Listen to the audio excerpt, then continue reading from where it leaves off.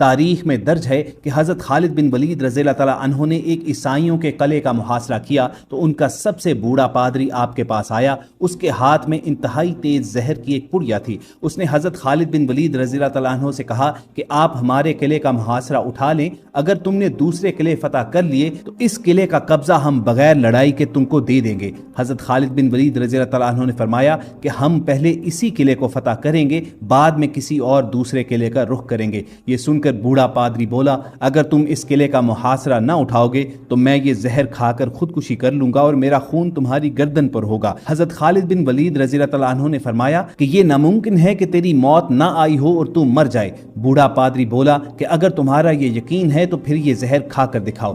حضرت خالد بن ولید رضی اللہ تعالیٰ عنہ نے وہ زہر کی پڑیا پکڑی اور ایک مسنون دعا بسم اللہ الذی لا یضر مع اسمہ شیئا فی الارض ولا فی السماء یا حی یا قیوم پڑھ کر اس زہر کو پھانک لیا۔ بوڑھے پادری کو مکمل یقین تھا کہ مسلمانوں کا سالار چند لمحوں میں موت کی وادی میں پہنچ جائے گا، مگر وہ دیکھ کر حیران رہ گیا کہ چند منٹ آپ کے بدن پر محض پسینہ آیا، اس کے علاوہ کچھ بھی نہ ہوا۔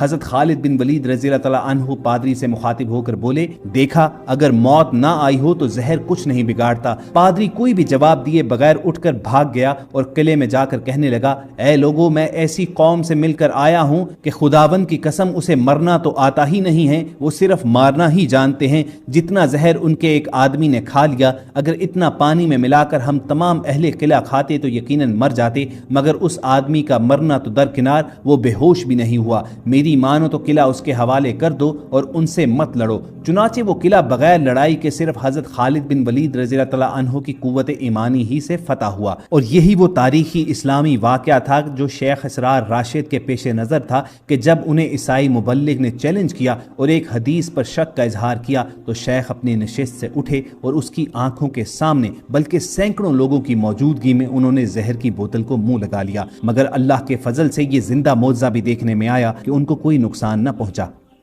جس میں ایک شدید بیمار اسلامی بہن ہاسپٹل بیڈ پر موجود ہے، اس کی سگی بہن اس کی عیادت کے لیے آتی ہے۔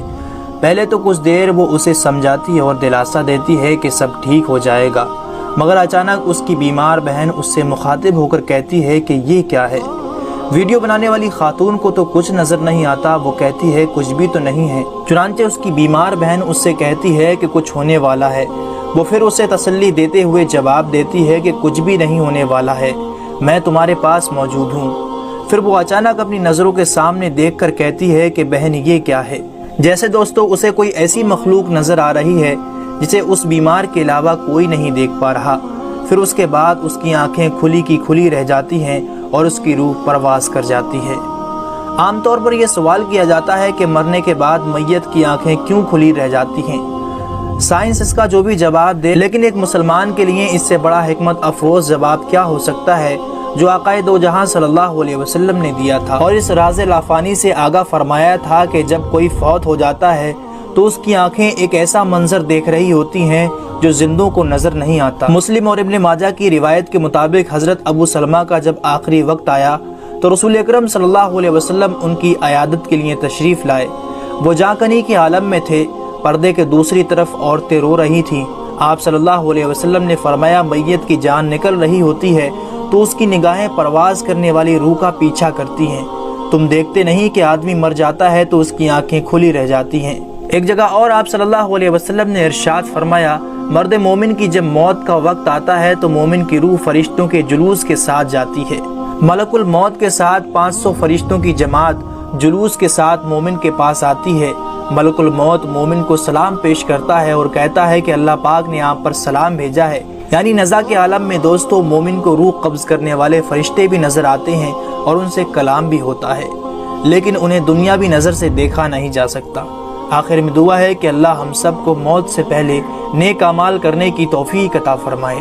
گزرا تو پھر الجھ گیا، پھر قرضے چڑھ گئے، پھر سارے علاج کہنے لگا یا اللہ اب نہیں کرتا، اب معاف کر دے۔ 70 دفعہ توبہ کی اور 70 دفعہ توڑی۔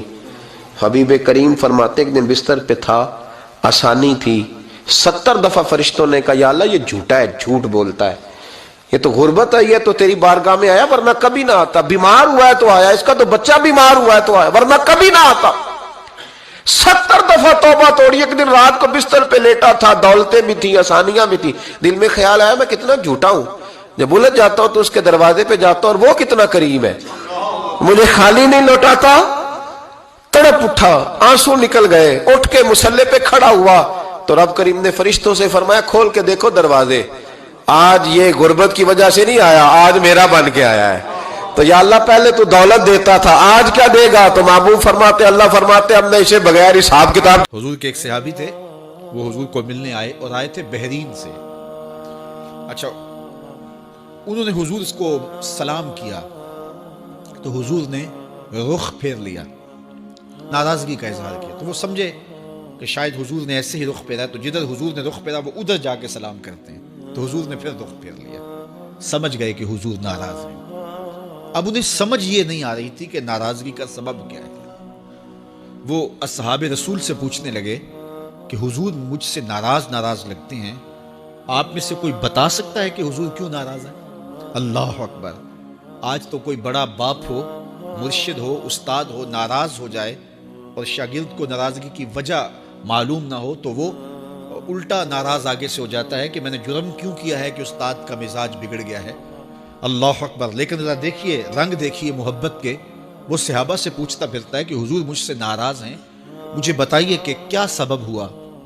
تو انہوں نے کہا کہ یہ تیرے ہاتھ میں جو سونے کی انگوٹھی ہے اس سے حضور ناراض ہیں, کیونکہ حضور اس کو منع کر چکے ہیں.